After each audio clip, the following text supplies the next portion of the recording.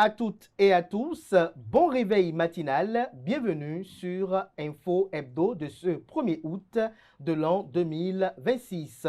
D'entrée, chers amis internautes, recevez mes voeux les meilleurs d'une belle fête de l'indépendance aux Béninois se trouvant sur le territoire national et à ceux se trouvant à travers le monde entier. L'installation officielle des membres du tout premier Sénat de la République du Bénin constitue bien plus qu'une simple cérémonie protocolaire. Elle marque l'entrée en fonction d'une institution appelée à occuper une place déterminante dans la nouvelle architecture institutionnelle du pays. Mais au-delà des images, qu'avons-nous réellement vu le jeudi 30 juillet dernier? Quel rôle a joué l'Assemblée nationale à travers son président dans ce processus? Quel enseignement retenir du discours de la doyenne d'âge et quelle conception les nouveaux sénateurs se font-ils de la mission qui leur est désormais confiée, à en croire les entretiens qu'ils ont accordés à la presse? Enfin, quelles seront les prochaines étapes de l'installation effective du Sénat et à quoi les Béninois doivent-ils s'attendre dans les jours, les semaines et les mois à venir? C'est à ces interrogations que nous essaierons de répondre au cours de Info Hebdo de ce samedi, pour lequel j'ai convié en plateau Rachidi Ojo, qui est chef cellule de communication du président de l'Assemblée nationale. Il sera avec Raoul Ounsounou, qui est directeur de publication du quotidien Le Delta. Un autre invité, un analyste politique, journaliste également, Alphonse Moïse Soudé. Avant de les retrouver pour le décryptage, chers amis internautes, je vous invite à suivre cette capsule vidéo et puis on revient pour le décryptage proprement dit. Apprends le chauffeur, c'est le sentier. Oui, c'est le sentier.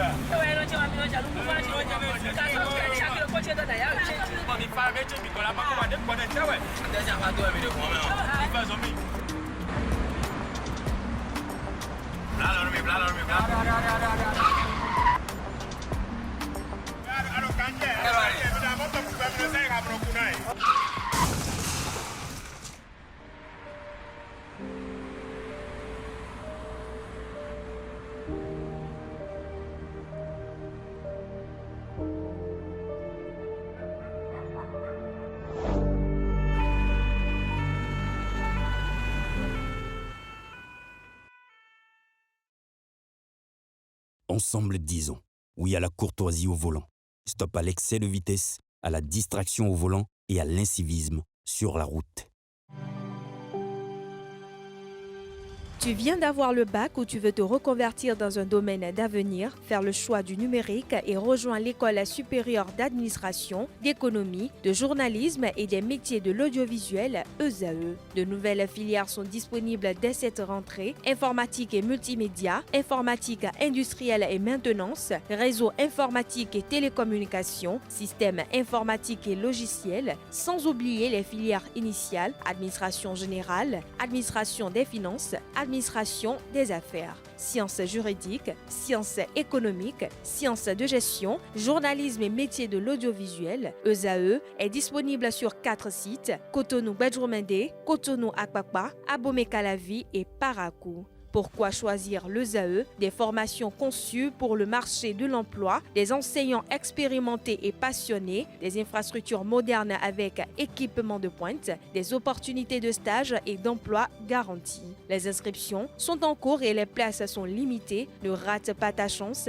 donne vie à tes ambitions avec l'ESAE. Contacte-nous vite par appel ou par WhatsApp au 01 98 98 14 00 ou via email scolarité@esae.bj et visite notre site web www.esae.bj. Ton futur commence maintenant avec l'ESAE. Tu investis dans un avenir professionnel, concret et sécurisé. ESAE, l'excellence à un nom.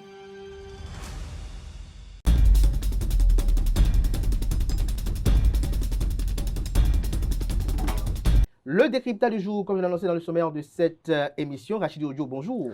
Bonjour Abdelkader Achiro. C'est un plaisir de vous voir par ici. Le plaisir, il est partagé. Merci d'être là. Bonjour Alphonse Moïse Soudé. Bonjour à vous, Kader. Bonjour à toutes et à tous. Immense plaisir de vous retrouver à nouveau sur ce plateau. Le plaisir est partagé. Ça fait un sacré moment par ici. Vraiment. Merci d'être là. Raoul Sounou, merci de répondre à l'appel. Bonjour Kader, bonjour chers internautes. Merci d'être là. Alors, Achidi Ojo, vous êtes à l'Assemblée nationale. Dites-nous à quoi nous avons assisté le jeudi dernier au Palais des gouverneurs. Bien évidemment, à l'installation de la première mandature du Sénat, qui est une nouvelle institution, comme vous l'avez rappelé dans votre introduction, donc dans l'architecture institutionnelle de notre pays. C'est un nouvel organe qui découle de la mise en œuvre de la révision de la Constitution à travers la loi du 17 décembre 2025.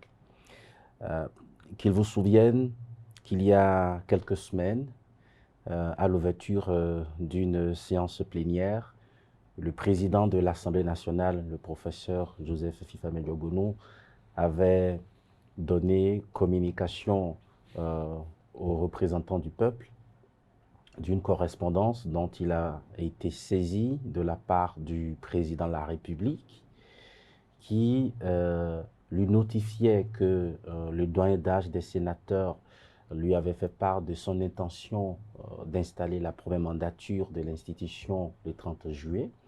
Bien évidemment, à partir de cet instant, sachant très bien que le Sénat, c'est une nouvelle institution qui n'a pas encore une administration et qui devrait organiser, disons, son inauguration, sa première entrée en scène, la première rencontre de la première mandature de l'institution dans une sorte de solidarité institutionnelle. L'Assemblée nationale a mis à disposition son administration. Le président de la République, en tant qu'institution, a mis à disposition son administration pour que le nécessaire soit fait pour cette installation. Et depuis lors, les travaux préparatoires pour l'organisation de cette cérémonie avaient été lancés et le résultat, c'est ce que nous avons tous observé hier. Et à en croire les commentaires, bien sûr jeudi dernier, à en croire les commentaires, je me rends compte que les Béninois sont quand même satisfaits, pas uniquement de la splendeur de la cérémonie, mais de ce qui s'y dégage comme symbole pour notre pays, de ce qui s'y dégage comme capacité de notre République à inventer des institutions, à créer des institutions pour pouvoir faire face aux défis d'aujourd'hui et de demain. Merci à vous, Rachidi Abdou Ojo, pour ce développement. Alphonse Moïse Soudé, dites-nous, quelle est votre appréciation de cette cérémonie d'installation des membres du Sénat? Je crois que dans le fond et dans la forme. Tous les bons Béninois, tous les bons patriotes doivent être contents parce que c'est une institution de la République qu'on est en train d'installer. Qu'on soit pour ou contre, il faut laisser la possibilité à cette institution-là de montrer de quoi elle est capable. Moi, j'ai été très content de revoir des hommes politiques qui, en temps, se sont donné des coups, se retrouver, se parler. Là, on parlait de Boni Yaye, de Patrick Oui, c'est pour dire qu'au-delà des réalités politiques, que nous sommes tous des êtres humains, nous sommes appelés à collaborer. Et j'ai vu une cérémonie haut en couleur parce que c'est quand même des têtes fêlées, des gens bien choisis qui ont prouvé de quoi ils étaient capables dans la République. Ils sont allés très vite et je remercie quand même le président de la République qui a mis les moyens à la disposition, le président de l'Assemblée nationale qui les a tous accueillis et pour montrer qu'au-delà de nos divergences politiques, au-delà de nos affrontements politiques, nous constituons quand même une nation et chacun doit apporter sa pierre à l'édification d'un Bénin nouveau. Première intervention, Raoul Sounou, sur cette installation? Historique. Historique parce que il y a une nouvelle institution qui s'ajoute à l'écosystème institutionnel au Bénin. Historique parce que on fera... c'était déjà une institution très controversée. Vous vous souvenez, après, au lendemain de la révision de la Constitution qui créait cette institution, vous avez vu tout le tohu-bohu qu'il y a eu autour. Mais aujourd'hui, on donne l'occasion à cette institution de faire de prouver ce dont elle est capable. Donc, c'était le 30 juillet au Bénin, 30 juillet, jeudi 30 juillet dernier, c'était une date aggravée dans la mémoire de tous les démocrates, en fait. Aggravée dans la mémoire de tous les démocrates. Alors, Rachidi Odjo, il y a également une absence qui a quand même interpellé quelques-uns, c'est celle du président de la République. Comment cela s'explique? Sûrement par une question d'agenda, mais vous avez vu le ministre de la Justice, garde des Sceaux, et d'autres membres du gouvernement. Donc, le gouvernement était représenté et je pense que la date de l'installation du Sénat n'a pas été choisie par le président de la République, son Excellence Rohmy Aldo-Addaï. C'est le doyen d'âge des sénateurs qui a manifesté son intention de faire cette installation à cette date. Après, le président de la République, pour moi, n'est pas pour autant absent, parce que quand je vois le ministre garde des Sceaux, dans l'ordre dans lequel il a été cité dans le protocole, moi je vois le président de la République. Vous voyez le président de la République. Est-ce que pour vous, l'absence du président de la République ne pose pas un petit souci à l'image que renvoie la solennité de cette cérémonie d'installation? C'est vrai qu'aucune loi n'impose au président de la République d'être présent, mais sa présence aurait rehaussé l'image de la cérémonie. Toutefois, on ne maîtrise pas le calendrier du président de la République. Donc, la loi ne dit pas que si le président n'est pas là, la cérémonie n'est pas valable. La cérémonie, le président a mis à disposition ce qu'il faut. Le travail a été fait. Le reste, bon, ce serait un débat inutile que de juger du fait que le président ne soit pas là. Il a quand même envoyé ses représentants et tout s'est bien passé. Tout s'est bien passé. Est-ce que vous avez des informations, Raoul Oussouna? Oh, non, aucune. Sûrement des questions d'agenda, parce que vous savez que le président, jusqu'à présent, n'a pas encore dérogé à des cérémonies solennelles qu'il doit faire. Donc, jusqu'à présent, il doit avoir des raisons valables, mais il était représenté, comme le disait Rachidi Odjo, par des membres du gouvernement. Le ministre de la Justice qui s'occupe des relations avec les institutions était là. La plus grosse attraction, Rachidi Odjo, c'est cette image sur laquelle on voyait Patrice Talon et Boni Yayi se parler, se chuchoter des mots dans une ambiance qu'on peut peut-être même qualifier de bon enfant. Pour vous, qu'est-ce que cette image renvoie sur l'image de notre démocratie? Alors, avant ce que cette image renvoie, il est peut-être important de faire un rappel, celui qui consiste à dire que l'ancien président de la République, Patrice Talon, est un visionnaire, un vrai. Parce que dans la foulée des débats sur la participation ou non du parti Les Démocrates, dont l'ancien président de la République, Boni Yayi, fut président d'honneur, et puis après président, avant, dans la période de ce débat, le président Patrice Talon avait fait une sortie, je pense le 4 novembre, pour expliquer un certain nombre de choses sur les relations cordiales qu'il a toujours voulu avoir avec l'ancien président Boni Yayi et les obstacles auxquels il a dû faire face. Et puis après, il a dit qu'il souhaiterait qu'avec la mise en place du Sénat, ou tout au moins d'une institution qu'on peut appeler Cour des sages, que le peuple béninois comprenne que la République, c'est au-delà des personnes de Patrice Talon et de Boni Yayi.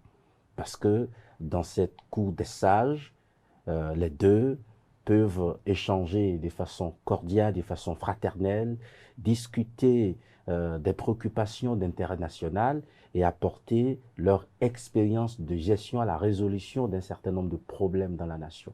Alors quand tu le disais, personne n'avait imaginé à peu près à quoi ressemblerait l'image d'un Patrice Talon à côté de Boni Yayi. Et en vivant cette image jeudi dernier, je peux vous dire que parfois, lorsque certaines initiatives sont prises, on peut ne pas comprendre tout de suite. Et c'est pour ça que des personnes qui, de bonne foi, peuvent s'opposer, peuvent contester certaines initiatives, je les exhorte à des moments donnés à patienter pour voir ces initiatives dans leur déploiement, ce que cela va produire comme résultat, l'image que cela va projeter dans l'opinion avant peut-être de pouvoir juger. Je pense que le peuple béninois, dans sa diversité, était vraiment satisfait de voir cette image pratiquement de complicité, d'un moment de quelques minutes de complicité entre les deux anciens présidents de la République. Et justement, le Sénat, il est fait pour ça. À partir du moment où il n'y a plus de bataille, ils sont devenus des personnalités apolitiques et non partisanes, de façon sereine, de façon dépassionnée et en ayant à cœur l'intérêt supérieur de la nation, ces personnalités pourront échanger pour le bien de la République. Vous avez sorti quand même un mot qui m'a intéressé, complicité. Et cette complicité a été commentée largement par les amis internautes, notamment des activistes partisans ou sympathisants du Parti politique des démocrates certains estiment par exemple que Boni Yayi aurait trahi Alphonse Moïse Soudé. Qu'est-ce que vous en pensez? Non, je crois que c'est une erreur pour les Béninois de croire qu'ils n'ont jamais été amis. Ils sont toujours amis, ils sont toujours copains. Ne nous trompons pas. Ils ont été toujours amis, ils sont toujours copains. Au-delà de ce que nous voyons sur la place publique, ça c'est de la politique. Mais Boni Yayi et Patrice Talon sont restés toujours copains. Et vous allez... Oui, copains, ils sont restés copains. Ah, mais copains. Ils sont restés copains. Les gens, ceux qui m'écoutent savent de quoi je parle, ils sont restés copains. Et vous allez voir, ceux qui observent Boni Yayi, même à l'église, même à la mosquée, il y a Boni, c'est même monsieur qui aime toujours engager la conversation. La discussion, moi je l'ai vu la dernière fois, il était dans notre église, il était à côté de qu'on appelle cette fois de donner ce gros. Tout le temps qu'on officiait, il discutait. Donc c'est un monsieur, quand vous restez à côté de lui, il aime bavarder. Donc pour moi, il n'y a pas match, quoi. C'est des amis, des copains qui se retrouvent. Qui, entre-temps, ils ont été opposés par des intérêts politiques, ou bien il y a eu des personnes intermédiaires qui les auraient opposés. Aujourd'hui, ils se retrouvent, ils ont intérêt à mettre à la disposition de la République les expériences que chacun d'eux a accumulées au niveau du palais. Donc, il faut taire les querelles et il faut penser désormais à la République. Il faut taire les querelles et penser désormais à la République. Mais lorsque vous voyez cette image-là, quel enseignement les jusqu'au-boutistes politiques, selon vous, doivent en tirer? Il ne faut jamais suivre les hommes politiques. Dans la journée, c'est autre chose. Dans la nuit, c'est autre chose qui se passe. Donc, il ne faut pas vous ranger du côté des hommes politiques parce que vous ne savez pas dans quelles conditions ils se sont rencontrés, pourquoi ils s'attaquent. Vous êtes là, vous faites la grande gueule. Aujourd'hui, des gens étaient gênés. Ils ont dit non, Boni Yayi a trahi. Il a trahi qui? Il est resté quand même collé à ses principes. Il est resté avec son ami et puis le reste, il faut laisser ces débats-là et penser un peu plus haut pour dire, bon, désormais, le Sénat est là en tant qu'institution de régulation pour aider la République à aller de l'avant. Les querelles de personnes, nous, ça ne nous intéresse pas. Les querelles de personnes, ça ne nous intéresse pas. Raoul Sounou. Bon, je ne dirais pas comme mon confrère Soudé qu'il ne faut pas suivre les hommes politiques. Il faut suivre les hommes politiques parce qu'il faut animer la vie politique. Mais il ne faut pas faire de la politique avec de l'animosité, en fait. Parce qu'en réalité, c'est de la divergence dans nos points de vue, mais ce n'est pas de l'animosité, en fait. Comme il l'a dit, les deux anciens présidents, Boni Yayi et Patrice Talon, je crois, rien ne les divise parce qu'il y a ce qui les unit et qui est plus fort que le querelle dont il fait montre, c'est le Bénin. Et c'est le Bénin les unit. Et vous avez vu le revirement spectaculaire de Boni Yayi qui avait annoncé, je me trouvais même très imprudent pour un chef d'État, pour l'expérience qu'il a acquis de clamer Obi sur les réseaux sociaux, qui ne participerait pas à cette institution et qui revient, excusez-moi un peu, tout petit, pour dire qu'il revient parce que c'est la Constitution qui nous... Et quand il revient dans l'attelage, quand il revient dans l'institution, je crois qu'il doit chercher à mieux, à chercher des jalons pour mieux s'asseoir. Donc il a intérêt à faire ce qu'il a fait. Et ce qu'on a vu hier, ce n'est pas du tout, c'est pour les néophytes en politique que ça paraîtrait étrange. Sinon, c'est des gens qui discutent. Le président Patrice Talon nous a dit ici qu'il a reçu des messages de Boni Yayi, qui n'a pas nié d'ailleurs. Exactement, ce que Patrice Talon a eu à dire. Et ils se parlent. Et le président Patrice Talon nous avait dit dans ce débat de novembre 2025 que vivement que Patrice Talon et Boni Yayi s'effacent de l'activisme politique pour laisser les Béninois respirer. Bon, enfin, je caricature un peu ce qu'il dit. Donc, c'est le dégel. Donc, pour vous, cette image est symbolique du dégel de la situation sociopolitique actuelle du pays ou... Oui, bon, peut-être c'est pour nous dire le jeu est fini. Mais si on se réfère au propos d'Alphonse Moïse Soudé qui dit que les deux sont copains, les deux ont toujours été très intimes, est-ce que l'on peut parler à l'instant là de dégel. Si les deux se parlaient toujours par le passé, et c'est même des messages. Tel ils ont fonctionné, c'est que quand vous avez, je fais un peu de, peut-être dans le cynisme, quand vous avez Patrice Talon comme ami, quand Boni Yayi a Patrice Talon comme ami, il n'a plus besoin d'ennemis. En fait, c'est un peu dans un jeu comme ça qu'ils ont fonctionné. Donc, il y avait même, c'est des amis. Plusieurs fois, les 2 fois où Boni Yayi a fait le pouvoir, Patrice Talon l'a dit haut et fort, il a été son soutien pour avoir les 2 mandats qu'il a eus. Donc, ils partagent beaucoup de choses ensemble. Il y a eu des moments de bru, peut-être, je dirais de bru, mais après, je crois que c'est des gens qui se voient, des gens qui se parlent. Des gens qui se voient et des gens qui se parlent. Alors, Rachid Odio, lorsque je me réfère vers vous, on regarde cette image-là aujourd'hui, cette image que beaucoup de gens interprètent dans tous les sens. Pour certains, c'est le point d'ancrage du dégel. Pour d'autres, c'est Boni Yayi qui a trahi. Mais il y a quand même une préoccupation qui reste et demeure au sein des uns des autres, celle de la décrispation de la tension sociopolitique actuelle du pays, celle de voir les acteurs politiques et exilés dits politiques regagner la terre natale, être contributeurs du développement du pays. On en parle avant peut-être de parler de la doyenne d'âge. Alors, je pense qu'il y a 2 choses qui m'intéressent dans votre question. D'abord, la question de la trahison en lien avec la position adoptée par le grand frère Alphonse Moïse Soudé. Non, je ne pense pas qu'il soit un bon conseil de dire aux Béninoises et aux Béninois de ne pas suivre les hommes politiques. Raoul a essayé de relever cela, mais moi je pense que ce qui est important pour chaque citoyen, c'est de comprendre les mécanismes, c'est de comprendre les enjeux, c'est de savoir quelle est la cause qu'il défend.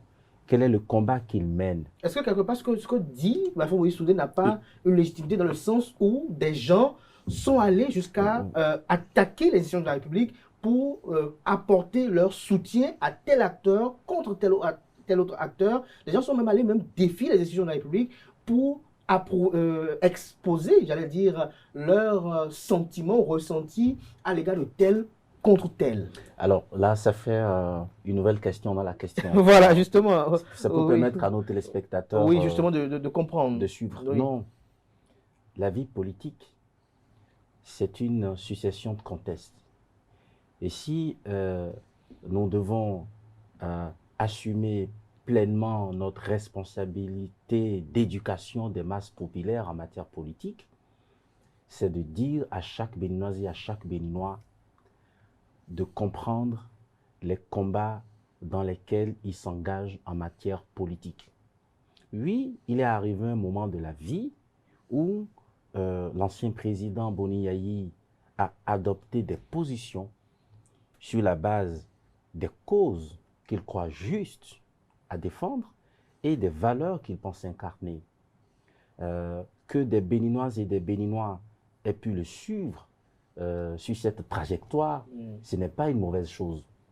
Ce qu'il faut comprendre, c'est que si le génie béninois n'avait pas été actionné pour que nous ayons une révision de la Constitution qui a inventé le Sénat, l'image que nous avons eue n'aurait pas été possible.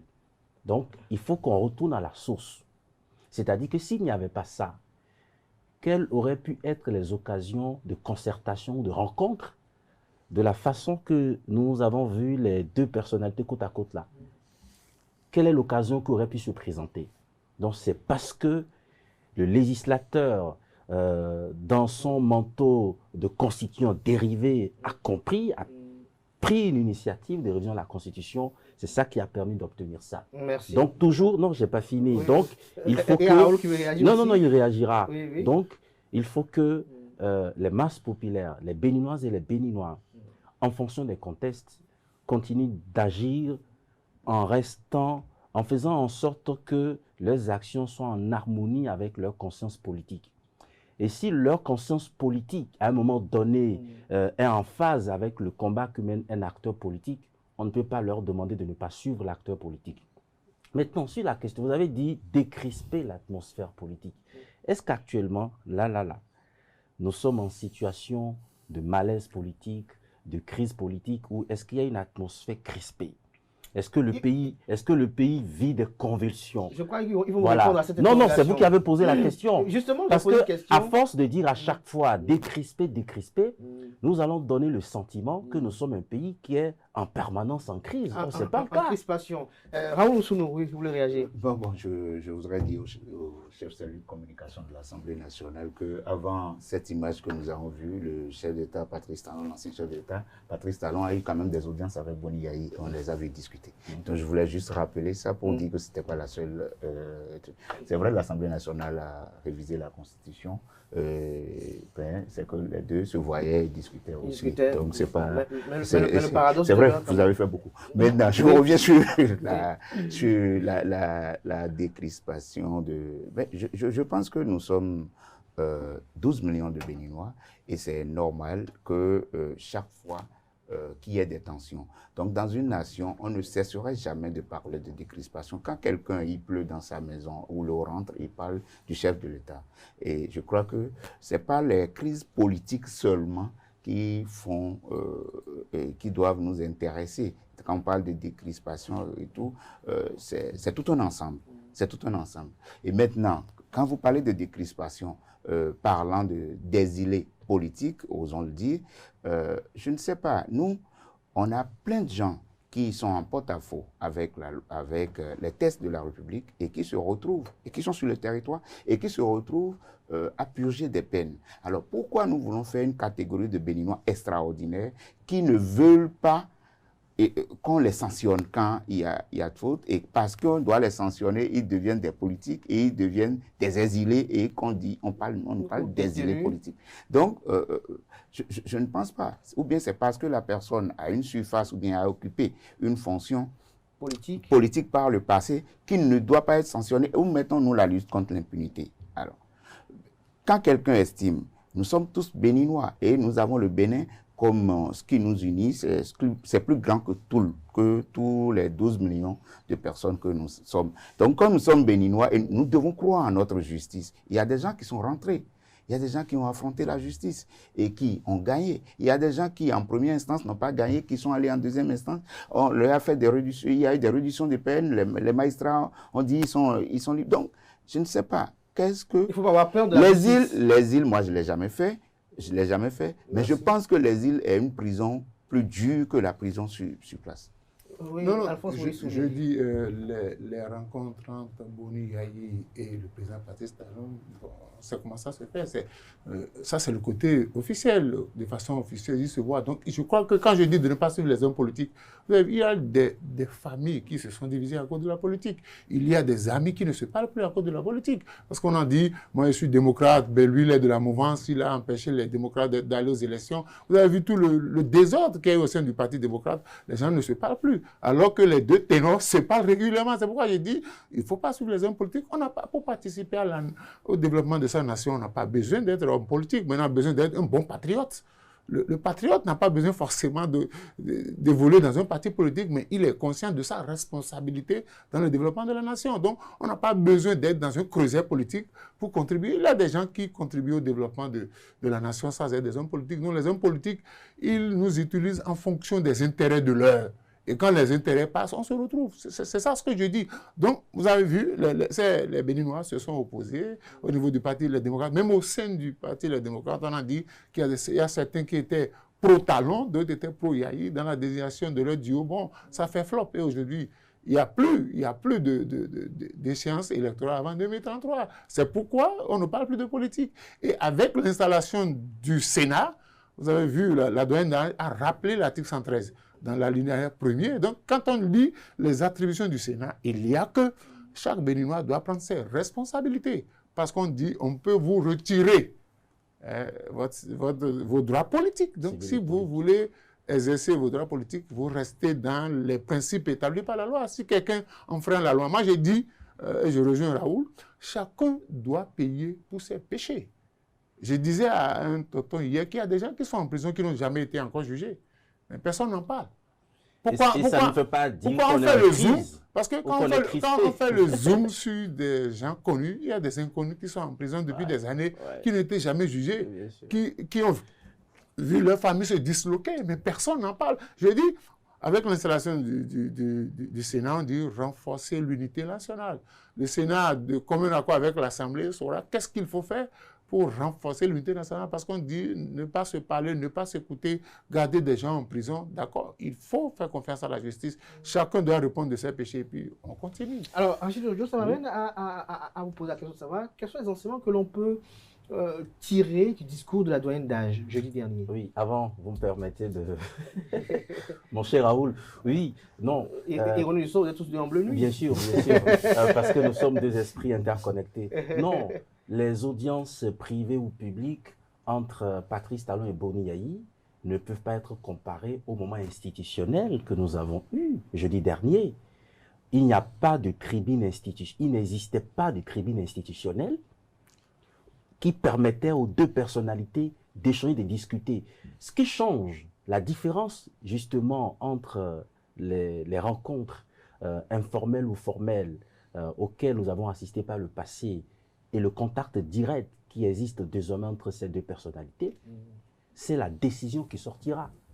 C'est-à-dire que les deux au Sénat, que ce soit pour faire des observations sur une loi adoptée par l'Assemblée nationale, donc demander une seconde délibération, que ce soit pour trancher en délibération définitive sur une loi parce que les députés n'ont pas pris en compte les observations du président de la République après que celui-ci a demandé une seconde délibération, quand les deux vont échanger avec les autres, c'est une décision qui sort.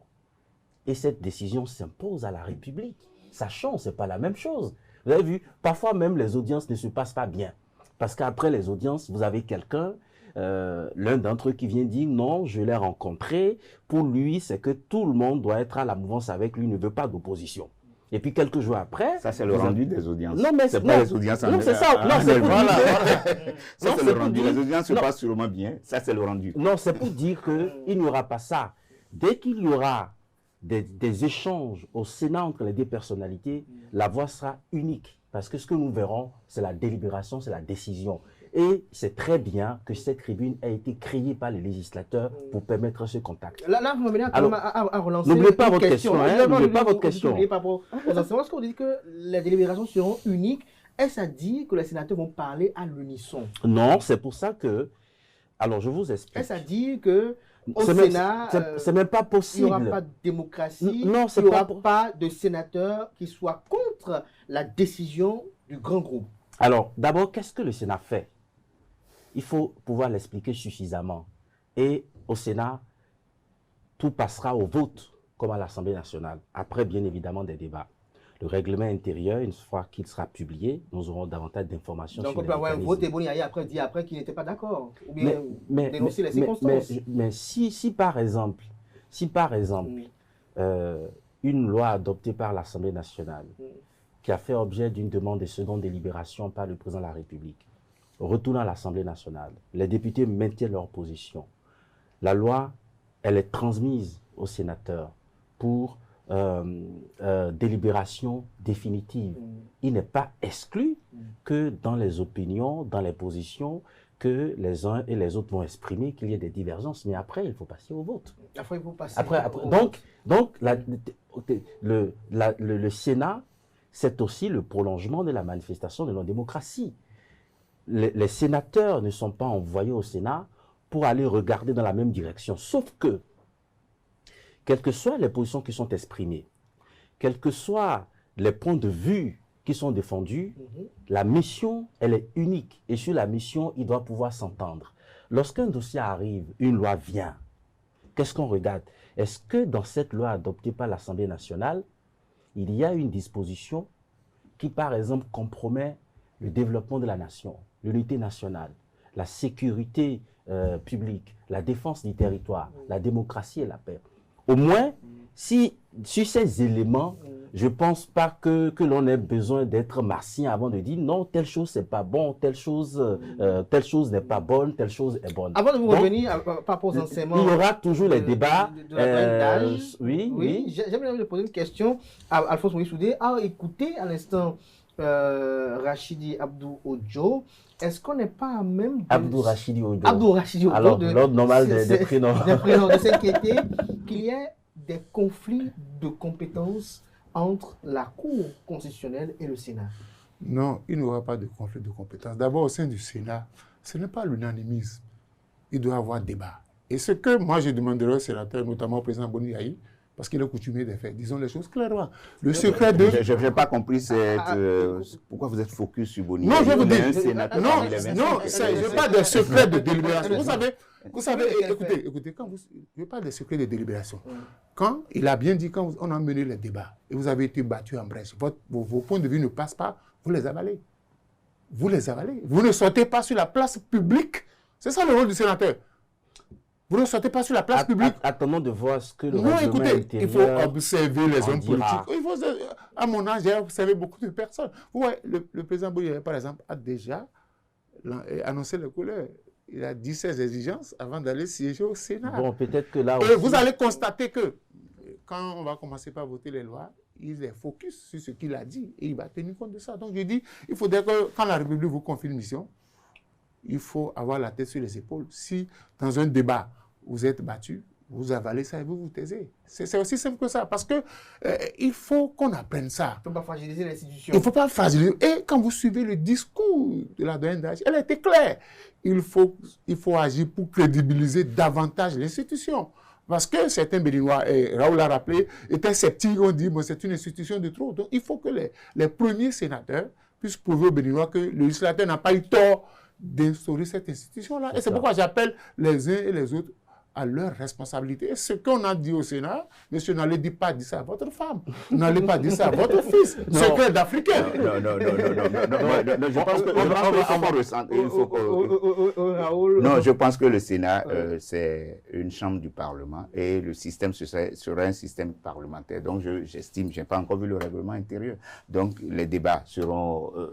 Est-ce que les séances plénières seront publiques, comme à l'Assemblée nationale voilà. Je me dis que si c'est le système parlementaire, ça doit être public. Ça doit être on a dit qu'ils vont délibérer à huis clos. Ben non, les délibérés et tout, bon, on verra, on n'a pas encore vu le règlement intérieur. Mais on ne peut pas aussi, et je ne sais pas si le règlement intérieur interdit à un sénateur aussi de parler. On n'a pas encore vu. Non, le règlement intérieur peut instituer le secret des délibérations, par exemple. Si c'est oui, on n'a pas encore vu, vous et moi, ça, le règlement intérieur. Mais si on ne l'interdit pas, on ne peut pas interdire à quelqu'un d'aller se ridiculiser. Donc, s'il choisit... Vous aimez lui éviter ça? Non, s'il choisit... C'est vrai que c'est des personnalités d'un certain niveau qui sont membres de cette institution, mais si la personne choisit de montrer qu'il ne mérite pas d'être là, le peuple prendra acte. Donc, on ne peut pas... Maintenant, sur les enseignements de la doyenne d'âge... Non, vous aviez posé une question sur... parce que ça aussi, on l'entend. Et lorsque vous avez l'opportunité de réunir les modestes citoyens que nous sommes dans une même émission pour parler de cette question, je pense qu'il y a des préoccupations auxquelles il faut pouvoir apporter des réponses. Qu'est-ce que vous faites dire qu'il y aurait un conflit d'attribution entre la Cour constitutionnelle et le Sénat? Peut-être que si vous êtes plus précis, on peut apporter une réponse appropriée. Là, on change de rôle. Non. Peut-être que la question, peut-être qu'en me faisant la faveur de répondre à cette question, on peut mieux orienter la réponse. Parce qu'il y a tellement de matière. Quelle est la matière qui est une matière à risque, susceptible de générer un conflit d'attribution de compétences entre la Cour constitutionnelle et le Sénat? Est-ce que ceux qui émettent cette interrogation sont des personnes sottes? Non, il ne s'agit pas de ça. Il faut lire la loi des révisions de la Constitution. La mission de la Cour constitutionnelle a été recentrée. La mission du Sénat est très claire. Donc, à partir de cet instant, si quelqu'un dit qu'il y a risque de conflit d'attribution, il faut le demander, mais dans toutes les prérogatives que le Sénat va exercer, et dans ce cas, aujourd'hui, la mission de la Cour constitutionnelle, avec les pouvoirs qui lui sont conférés, où se trouve le risque de conflit de compétences? Il n'y a pas de risque zéro, mais je peux vous dire que ceux qui ont fait cette loi, qui ont fabriqué cette loi de révision de la Constitution, ont suffisamment pris des dispositions pour que ça n'arrive pas. C'est d'ailleurs pour ça que... Le législateur béninois, on le connaît un peu. Par le passé, on a vu, le même législateur qui avait quand même fait des élections groupées n'avait pas prévu par le passé l'avenir de la Sénat. C'est après qu'il a pensé après. Alors que des gens en parlaient déjà même par le passé. Non, c'est pas Rachid Odio. Alors, on va progresser, si vous permettez. Cadet, je vais vous dire, lorsque la Cour constitutionnelle naissait, le même débat avait été posé par rapport à la Cour suprême. C'est ça. La doyenne d'âge, Koyon, qui était la première présidente, est là. Et c'est un symbole pour rappeler, la dernière fois, je crois hier encore, le président Robert Dosso le rappelait, quand une nouvelle institution vient, c'est toujours ces gens de débat. Alors, et puis, M. Achir, vous n'avez pas pris le bon exemple. Pourquoi? Parce que quand on a fait la révision du code électoral en mars 2024, et pour confirmer le cycle électoral, les élections générales, mais il n'y avait pas encore eu le passage des mandats électifs de 5 ans à 7 ans. Ce n'est venu qu'en décembre 2025. Et depuis le moment où on a fait ça, quel temps on a eu pour parler de ce que deviendra la Sénat? Quand on a fait la révision de la Constitution en novembre 2025, promulguée en décembre 2025, on n'a eu que le temps des élections. On a fait les législatives et communales de façon simultanée, on a fait la présidentielle, il y a eu la campagne, on a installé le président de la République, le président de la République a prêté serment. Et puis maintenant, il y a une réalité que le législateur a essayé de gérer. Au fait, je pense que nous avons le devoir de rassurer nos... Non, nous avons le devoir de rassurer... Non, c'est aussi ça, nous avons le devoir de rassurer nos compatriotes. Chaque institution restera dans son couloir. La mission du Sénat, c'est une mission qui est très claire. De l'enseignement de la doyenne d'âge, il faut seulement retenir la portée historique de la responsabilité des premiers sénateurs pour l'institution. Parce qu'elle a dit, ce que l'opinion retiendra de la crédibilité de l'institution, cela va dépendre de la façon dont les premiers sénateurs vont se comporter, de la façon dont ils vont traiter les dossiers de la République. C'est pour ça que la clé de la crédibilité de l'institution se trouve dans leurs mains. Et je pense qu'ils en sont tous conscients, parce que quand vous suivez les interviews accordées par certains sénateurs à la presse, vous vous rendez compte qu'ils sont prêts et qu'ils mesurent toute la portée de cette responsabilité historique, et qu'on aura, en tout cas pour cette première mandature du Sénat, une institution crédible. Non, moi je dis que vu la composition du Sénat, je n'ai aucune crainte. Ce qu'on va leur demander, c'est la prise de responsabilité. Parce que l'État, votre État vous a choisi pour jouer un rôle dans la République. On a 10 personnalités de haut rang. Donc, ce n'est pas sorti du néant. Forcément que vous êtes passé par un prisme. On a dit celui-là, vu ses compétences, vu les différentes attitudes qu'il a affichées dans la République, il peut faire le job. Donc, aujourd'hui, la dame, elle est consciente parce que dans l'imagerie populaire, on dit que c'est une institution budgétive. Oh, ça ne va rien apporter à la République. Donc, ceux-là, ils ont intérêt. C'est pourquoi tout à l'heure, je parlais de discrétion. Je parlais de... Il ne faut pas dire à sa femme ce qu'on a dit là. Ça peut, ça, non, vous savez, papa m'a dit. Dit ça c'est un secret d'Africain. Et puis c'est au marché. Et c'est au marché déjà. Donc les gens vont commencer pas à spéculer. Mais je voudrais c'est une question d'hygiène institutionnelle. Je voudrais aussi dire à nos compatriotes, vous allez constater que les Béninois ne lisent pas les tests. Ils ne lisent pas les tests parce que beaucoup ne savent pas comment ça va fonctionner dans qu'on appelle dans le Sénat. Il a fallu que la douane rappelle l'article 113. Il faut que les Béninois, les hommes politiques, les intellectuels, ceux qui prennent la parole en public, il faut qu'ils lisent les tests d'abord avant d'aller dire des choses. Exactement. Donc je voudrais, ils n'ont pas encore eu le premier dossier. Moi j'attends que le règlement intérieur soit vulgarisé, que le bureau soit élu et qu'ils aient c'est après le premier dossier qu'on pourra commencer par les juger. Maintenant, moi je dis, on leur fait confiance, ils vont jouer cette mission républicaine qui leur a été confiée, chacun va jouer son rôle. Parce que quand vous regardez les 25 quand même, c'est des gens qui, dans la République, ont montré de quoi ils étaient capables.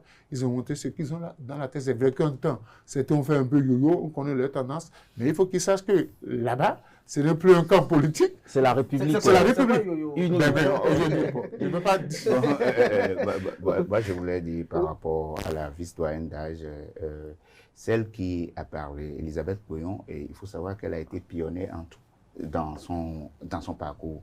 Première femme magistrate du Bénin, première femme à la Cour suprême, et première femme à la Cour constitutionnelle, première présidente et tout. Donc, quand elle a été pionnière dans plusieurs institutions, et elle sait que quand on pose bien les jalons, l'institution s'en sort grandie. Quand elle prenait la Cour constitutionnelle, je disais tout à l'heure, tout le méli-mélo qu'il y a eu, les gens ont marché sur la Cour constitutionnelle. Tous les critiques que ces institutions budgétivores, on n'en a pas besoin. Mais aujourd'hui, je crois qu'il n'y a pas un seul Béninois qui dira d'enlever la Cour constitutionnelle de notre écosystème institutionnel.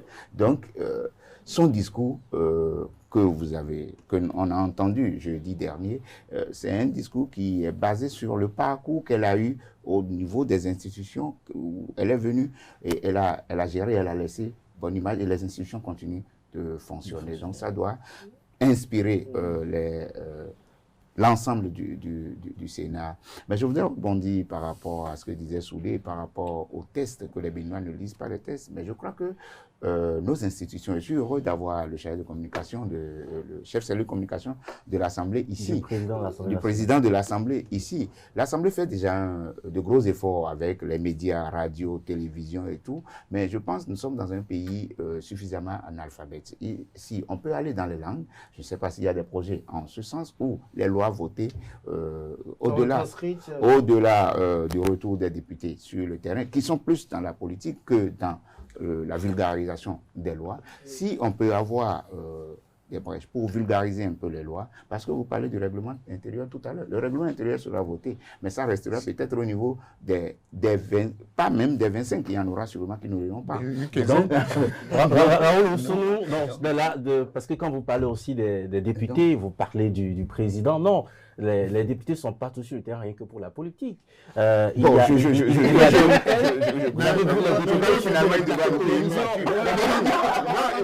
voudrais dire que les députés, moi je les observe, ils sont plus intéressés par les lois politiques. Vous savez, la dernière fois, on a parlé de... ils ont voté les lois sur l'avortement, beaucoup d'autres lois qui n'ont pas vulgarisé. Et c'est quand les gens se retrouvent en face de la réalité, ils se disent « Ah, cette loi existe ». C'est pas normal. Le député a l'obligation d'avoir son cabinet. Non, le week-end peut-être que cela vous a échappé. Et c'est mon devoir de le dire. Le week-end qui a suivi la clôture de la première session ordinaire. La communication doit nous payer une facture. Non, le week-end qui a suivi. Comme le parlementaire de cabinet. Vous permettez, M. Achiro, le week-end qui a suivi la clôture de la première session ordinaire, vous avez dû voir plusieurs députés sur plusieurs médias en train de parler des lois qui ont été adoptées tout au long de cette première session ordinaire. Mais ils n'ont pas parlé que de loi politique. Ils ont parlé de la loi portant code des forêts et de la faune. Ils ont parlé de la nouvelle loi sur l'environnement. Ils ont parlé de la loi portant répression du faux monnayage et des atteintes aussi monétaires. Donc faisons aussi attention à ce qui se passe dans notre environnement parce qu'il y a des choses qui changent. Il est aussi de notre devoir, dans certaines positions, de faire en sorte qu'il y ait du changement. Et de plus en plus, il y en aura, même sur les radios communautaires. Aujourd'hui, dans la vulgarisation des textes de loi, l'Assemblée nationale n'est plus seule. Ça fait partie désormais de la mission du Conseil économique et social de contribuer à la popularisation des textes de loi qui sont en vigueur. Et avec la parfaite harmonie qui existe désormais entre, ça existait, mais cette harmonie est davantage renforcée entre le Conseil économique et social et l'Assemblée nationale, cette mission va être accomplie avec efficacité. Alors, je tenais à mentionner ceci. Je voudrais qu'on n'aille pas seulement en français. Ne vous en faites pas. C'est ça que, même sur les radios, vous allez voir sur les radios communautaires, dans toutes les circonscriptions électorales. Les médias de l'Assemblée nationale sont très suivis, mais je voudrais qu'on n'aille pas seulement en français. Ne vous en faites pas. Dans nos langues. Ne vous en faites pas. Le président, non, vous touchez une préoccupation. Il a fallu que certains dénoncent par exemple la mauvaise application de la loi sur le bail. Et c'est quand le ministre porte-parole du gouvernement est sorti que certains Béninois ont su qu'il y avait une loi sur le bail, alors que la loi sur le bail C'est intéresse vrai que tous nul les Béninois. n'est censé ignorer Non, la loi. il y a des lois qui il faut intéressent la que- majorité Alors, des Béninois. vous touchez une préoccupation qui tient à cœur au président de l'Assemblée nationale, le professeur Joseph Ifame Djogbono. J'en parle parce que ça revient fréquemment dans nos discussions. La question de l'impact de la communication sur l'action publique parlementaire. Et vous faites bien d'en parler, M. Ousounou. Vous verrez prochainement les députés, et pas seulement les députés, même les membres du cabinet du Les président, 109 députés, bien même sûr. les fonctionnaires parlementaires. Vous les verrez sur les radios communautaires, à l'intérieur du pays, en train de parler les langues que comprennent les communautés pour expliquer les lois. Le gouvernement a Ça va commencé être- avec les ministres. Voilà, qui- donc c'est pour vous le dire, gouvernement et people, puis il y a une harmonie entre la communication gouvernementale et la communication parlementaire, parce qu'après tout, c'est quoi l'objectif? C'est de faire en sorte que le peuple soit moins ignorant et que l'action publique, qu'elle soit parlementaire ou gouvernementale, soit bien perçue par le bénéficiaire. Et le bénéficiaire, c'est les citoyens. Donc, c'est pour vous parler tout simplement de tout ce qui se fait, de tout ce qui se fait dans ce domaine-là. Raoul Ousounou a émis quand même un vœu tout à l'heure. Je crois que ce vœu sera satisfait à la fin de cette émission. Oui. Ma question à présent, facture ma question à présent, c'est de savoir. Aujourd'hui, le Sénat est installé. Oui. Nous sommes le 1er août, aux premières heures. Oui. Dans quelques heures, on les verra installés à la tribune officielle aux côtés du président de la République, Kassim Boueke Romuald Ouaddaï. Ouais. Mais il reste des attentes des Béninois en cette institution. Selon vous, Quelle attente, quelle par exemple? attente ils doivent avoir? Non, puisque vous êtes aussi le relais des préoccupations des populations, quelles sont les attentes qui sont exprimées?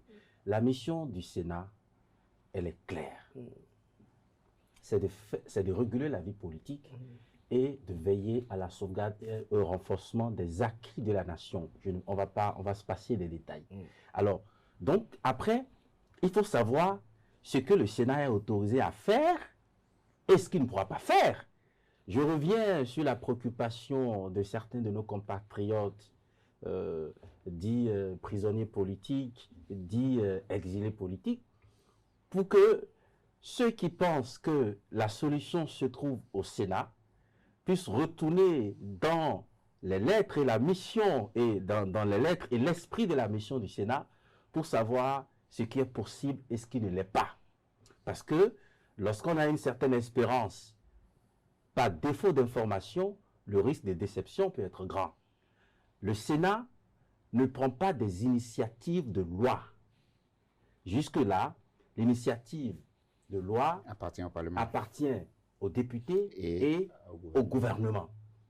Ce que le Sénat fait, quand une loi est adoptée, les sénateurs s'assurent que cette loi protège, préserve, renforce nos acquis sur tous les plans que nous avons déjà eu à évoquer dans cette émission. Et puis après, il y a le respect de la trêve politique.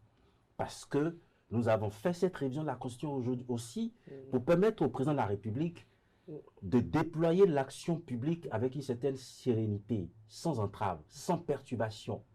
Et la trêve politique, consécutive au pacte de responsabilité que le président de la République peut signer avec les partis politiques d'opposition, devrait nous permettre d'avoir des actions publiques avec davantage d'impact et de faire en sorte que le président de la République puisse être dans toute la plénitude de ses facultés pour déployer avec efficacité l'action publique. J'ai une question particulière pour vous par rapport au Sénat tout à l'heure, mais je reviens. Alphonse Maurice Oudé, quelles sont les attentes que l'on doit placer dans le Sénat Non, moi je crois que... pour les jours, semaines et mois à venir? Oui, les Béninois veulent que tout se passe bien. Les Béninois veulent désormais qu'il y ait quand même le renforcement de l'unité nationale. Et quand on parle de renforcement de l'unité nationale, il y a beaucoup de choses. Et comme l'a dit, j'ai dit, les lois reviennent à l'Assemblée nationale. Ça veut dire qu'il faut que quelque part le téléphone rouge, comme je l'appelle souvent, fonctionne. Si les sénateurs ont envie qu'une loi vienne, il faut qu'ils en parlent à leurs amis députés pour qu'il y ait des propositions. Qu'ils prennent l'initiative, que ça passe. Parce qu'on ne peut pas demander au Sénat ce qui ne revient pas de son ressort. Donc nous sommes sur un terrain où les gens doivent travailler la main dans la main.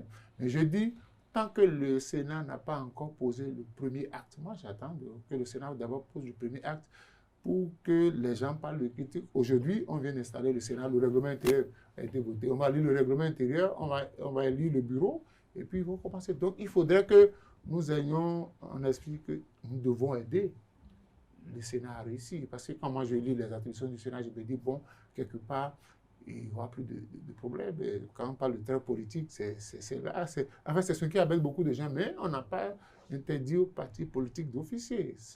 La loi est claire, c'est-à-dire que dans vos critiques, vous devez faire des critiques constructives. On ne vient pas pour détruire ce qui a été construit, mais on participe à la critique en faisant des propositions objectives. Donc, c'est ça qui tue un peu les partis politiques. Les gens disent, non, terre politique. Si vous voulez faire de la politique, ok, faites vos propositions. N'allez pas dire que c'est mauvais, tout est mauvais, parce que c'est vrai qu'il y a des gens qui trouvent que tout est mauvais, mais sans jamais faire des propositions concrètes. Là, on est en train d'éduquer désormais les hommes politiques à la chose politique. Et je suis d'accord, il faut qu'on aille. Mais avant toute chose, je tiens à ça. Moi, je suis d'accord avec Raoul qu'on interprète les lois dans les langues nationales. Mais ceux qui veulent faire de la politique doivent maîtriser les lois de la République. Exactement. Parce que c'est eux qui vont vers les populations, qui leur disent ce qui est vrai, ce qui n'est pas vrai. Parfois, ils font la promotion de l'ignorance. Donc, il faut d'abord eux-mêmes, parce que tout à l'heure, j'ai dit, mais les 109 députés, selon la loi, devaient disposer de leur cabinet. Ça, c'est un. Deuxième chose, les 109 députés, est-ce que nous avons la certitude que cette loi qui sort le Sénat est maîtrisée par tous les députés? Je ne leur fais pas cet affront. Mais il faut que ceux qui sont chargés, ceux à qui on a délégué le pouvoir de jouer le rôle à notre place, eux d'abord, ils jouent leur rôle, et qu'en allant vers les populations, qu'on dise aux populations dans sa langue. Parce que quand vous venez, vous vous mettez à parler français, vous ennuyez tout le monde. Personne ne vous écoute, on attend la fin juste pour applaudir. Mais il faut dire à la personne ce qu'il doit savoir dans sa langue. Et je suis d'accord avec Raoul, si les députés peuvent déjà commencer, petitement, les gens vont sortir de l'ignorance parce que même il y a des intellectuels qui sont dans l'ignorance des lois. Donc, ce qu'on attend du Sénat... Y compris des personnes insoupçonnées. Hein? Oui. Ce qu'on attend du Sénat, c'est qu'il y ait quand même une certaine coercition d'action, que le Bénin avance, et l'exécutif, et le judiciaire, et le parlementaire, et le Sénat, que tout le monde puisse contribuer de façon conséquente au développement de la nation. Renforcement de l'unité nationale, bon, régulation de la vie politique. C'est une quête perpétuelle, le dialogue inclusif, le renforcement de l'unité nationale. Mais quand on parle d'attente, pourquoi vous ne demandez pas ce que le Sénat attend des populations? Je pense que ça aussi c'est important. Le Sénat attend que la population, les citoyens leur accordent de capitale confiance. Et c'est cette confiance qui fera que le Sénat va rendre du bon et va pouvoir confirmer le paradigme. Donc, il ne faut pas toujours demander ce que les populations attendent. On connaît les missions du Sénat. Je pense qu'ils ne vont pas dépasser ou bien ils ne vont pas faire moins. Parce que c'est des gens qui il faut comprendre les populations. En matière de confiance, il n'y a pas d'échec en blanc. Non, il n'y a pas d'échec en blanc. Les populations ont le droit d'être attentives, prudentes par rapport à une nouvelle institution. C'est à l'institution de gagner la confiance. C'est à la première décision de gagner la confiance. La confiance n'est pas quelque chose qu'on accorde a priori. C'est l'action qui crée la confiance. Mais par contre, moi j'ai une question à vous, Rachid Ojo. Est-ce qu'il peut arriver, puisque les décisions du Parlement sont politiques, celles du Sénat également seront à portée politique également, est-ce qu'il peut arriver que la Cour constitutionnelle rétoque des actions du Sénat? Alors, non, vous n'allez pas dire les actions du Sénat, parce que... Par exemple, il y a une loi qui a été votée par les parlementaires, les sénateurs qui sont constitués pour la plupart d'anciens. Je vous fais peut-être une petite illustration. S'il y avait peut-être ce Sénat-là avant Patrice Talon, c'est sûr qu'il y aurait des initiatives de loi qui ne passeraient jamais. Si un Sénat avec certains anciens était là, qui ne passerait peut-être pas. Alors, est-ce que... Comme quelle loi? Comme quelle loi? Je ne suis pas là pour répondre aux questions. Alors, est-ce qu'il peut y avoir des initiatives prises par le Parlement qui sont peut-être réajustées autrement par le Sénat et qui sont rétorquées par la Cour constitutionnelle? Parce que la Cour constitutionnelle, justement, reste fidèle à sa mission première, le contrôle de constitutionnalité des lois. Une fois que les lois auraient fait tout le parcours, avant la promulgation, il faut que la loi, si c'est en fait en fonction de la nature de la loi, parce qu'il y a des lois sur lesquelles absolument la Cour constitutionnelle doit effectuer le contrôle de constitutionnalité. Par exemple, les lois constitutionnelles et les lois organiques. Maintenant, il y a des lois. S'il n'y a pas de procès constitutionnel contre une loi devant la Cour, une fois que le Sénat a fini son travail, il ne reste que la promulgation. Donc, ce qu'il faut noter, c'est que dans les 3 mécanismes d'intervention du Sénat, il n'y a rien qui empêche la Cour constitutionnelle de faire son travail. Et ce que vous dites devient peut-être intéressant avec le pouvoir conféré par la Constitution au Sénat d'avoir à émettre un avis de non-objection avant la promulgation de certaines lois, notamment les lois constitutionnelles, les lois électorales et les lois qui organisent le fonctionnement et les activités des partis politiques. Mais là, chaque institution reste aussi dans son couloir. C'est-à-dire, vous avez une loi électorale. C'est dit que le Sénat délibère sans recours. C'est ça, non? Oui, en dernier ressort par rapport au Sénat sur les lois à caractère politique. Si une loi constitutionnelle, même conforme à la Constitution, c'est-à-dire a priori, et qui ne reste que la promulgation du président de la République, si elle est déférée devant le Sénat pour que les sénateurs regardent avant de donner leur OK, leur quitus pour la promulgation, s'il y a des dispositions dans cette loi de révision de la Constitution qui compromettent la démocratie, le renforcement de l'unité nationale, mais il n'y aura pas le quitus des sénateurs. Donc, quel que soit l'initiateur de cette loi, que ce soit les députés ou que ce soit le gouvernement, à partir du moment où le Sénat n'a pas donné un avis favorable pour la promulgation, la loi ne connaîtra pas la promulgation. Donc, c'est juste le mécanisme qu'il faut comprendre. Quand est-ce que la Cour constitutionnelle, elle intervient? Elle intervient obligatoirement lorsque nous sommes en face des lois d'une certaine nature. Et même lorsque, il ne vous échappe pas qu'après l'adoption de certaines lois, des députés peuvent ne pas être d'accord, ils saisissent rapidement la Cour constitutionnelle, mais en ce moment-là, le Sénat n'est pas encore saisi. Donc si une loi est adoptée à l'Assemblée nationale, qu'un ou deux députés aient relevé des irrégularités dans la procédure ayant conduit à l'adoption de la loi, et que ce député saisisse la Cour constitutionnelle, on verra ce que la Cour constitutionnelle dira. Maintenant, si la Cour dit que la loi est conforme à la Constitution, ce n'est pas parce que, à cette étape, la loi elle est conforme à la Constitution que le cheminement que la loi doit suivre est terminé. Donc, il faut...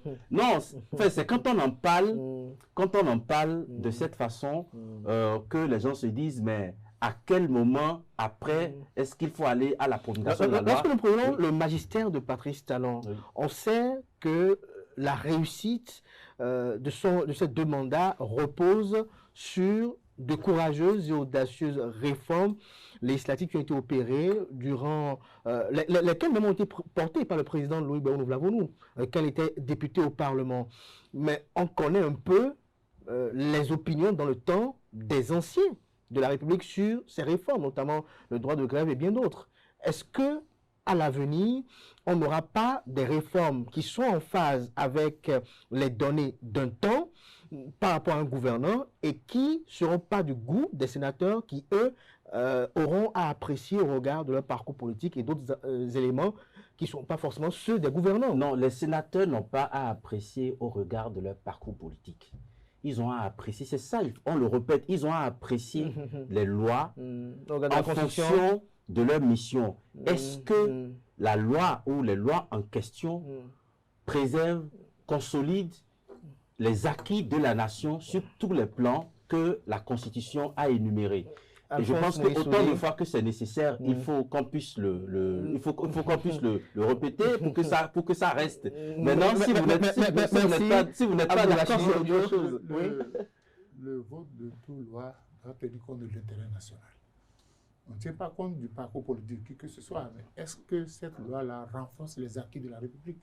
Est-ce que cette loi-là garantit les différentes libertés du citoyen? C'est de ça qu'il s'agit. Parce qu'au niveau du Sénat, nous avons quand même plusieurs présidents de parlement, nous avons Plusieurs présidents, donc, anciens ils présidents de la ont République. l'expérience. C'est pourquoi je dis que les sénateurs ont l'obligation morale de mettre à la disposition du Sénat leur expérience. On n'est pas là pour tenir compte des intérêts individuels, mais des intérêts de la nation. C'est clair, il faut conserver les acquis, il faut corriger ce qui est corrigible, il faut parfaire ce qui est perfectible. Donc, c'est le rôle du Sénat, ce n'est pas de venir contester chaque fois, non. Chacun est dans son couloir. Et je crois que c'est à l'épreuve du temps, que nous allons apprécier. Le rôle de chacun. Il faut Merci. qu'il y ait un premier cas.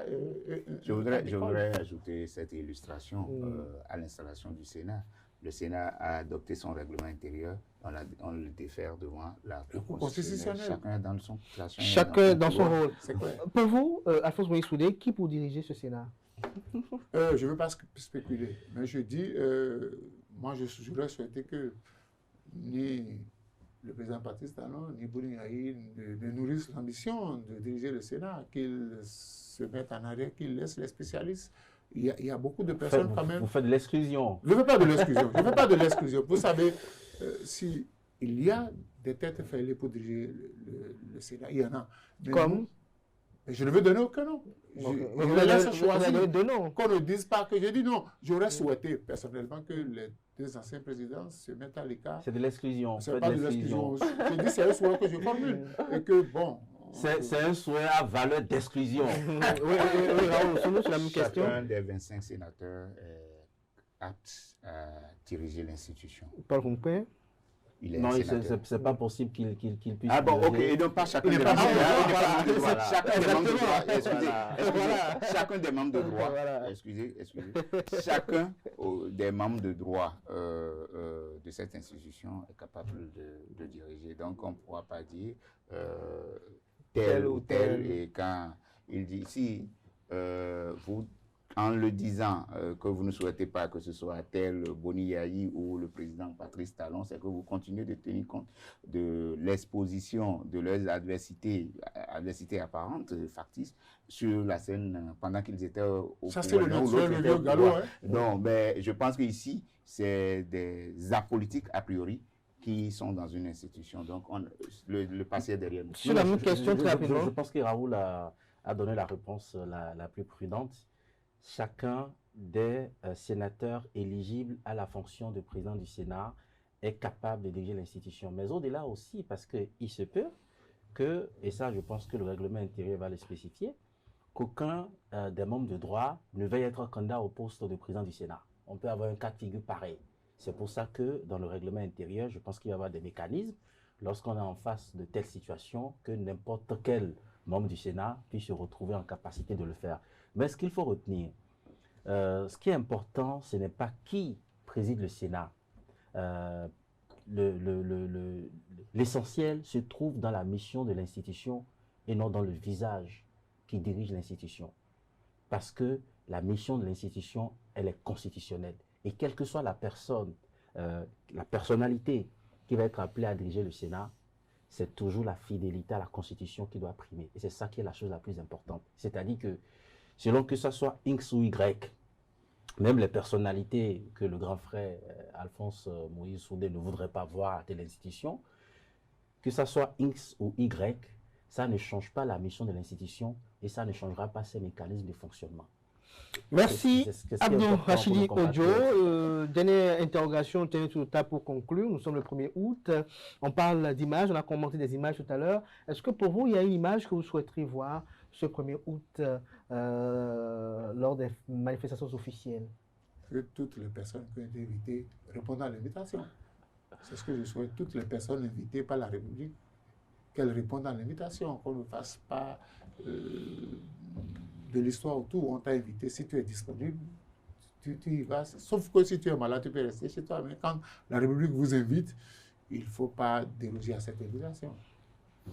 Image, je crois que la fête sera toujours belle comme d'habitude, mais au-delà de ce que je veux dire, ce n'est pas seulement le Bénin, ça engage toutes nos nations africaines. Je voudrais que le 1er août ne soit plus la fête des armées, de nos différentes armées, que ce soit une réjouissance populaire, que ce soit, je crois, il y a un pays de l'Est de l'Afrique qui un temps avait voulu, un président qui avait voulu, 1er août, jour de l'indépendance comme journée de salubrité dans le pays, en fait, qu'on fasse quelque chose de symbolique. Et je voudrais moins de costumes le 1er août. Moins de costumes le 1er août. Costume, je veux dire, cravate, costume, veste. Beaucoup d'indigo alors, beaucoup de pain tissé. Bon, voilà, On peut parler des costumes en indigo. Oui, c'est-à-dire que ce soit du consommant local, le jour du consommant local. Abdourachid L'image d'un Diodio. pays uni, d'une république qui fait face à son destin dans la paix, dans la concorde et dans la cohésion. Vous savez, c'est ce que nous recherchons dans toute fête de l'indépendance, et je suis plus que sûr que nous aurons cette image-là. Je sais que le président de la République, son Excellence Romuald de Wadaï, qui va d'ailleurs présider, participer en tant que président de la République à sa toute première fête nationale de notre pays, avec toute son équipe, a dû prendre toutes les dispositions nécessaires pour que nous ayons cette image, même au-delà de nos attentes. Merci à vous, Abdourachid Diodio, chef cellule de communication du président de l'Assemblée nationale. On l'a compris davantage même, on l'a vu dans ce rôle tout au long de ce débat. C'était un peu difficile, mais il faut comprendre, il est dans de nouvelles fonctions. Merci Alphonse Moïse Soudé, merci pour la disponibilité. Je me rappelle encore de ces sacrifices matinaux que vous avez fait dans le temps pour Free Matin. Soyez en remerciés, même bénis. Merci pour la disponibilité. Merci également à Raoul Roussou également pour la disponibilité constante également. Merci à vous, chers amis internautes. Belle fête de l'indépendance à tout un chacun. Portez-vous bien et belle suite de programme sur ESAE.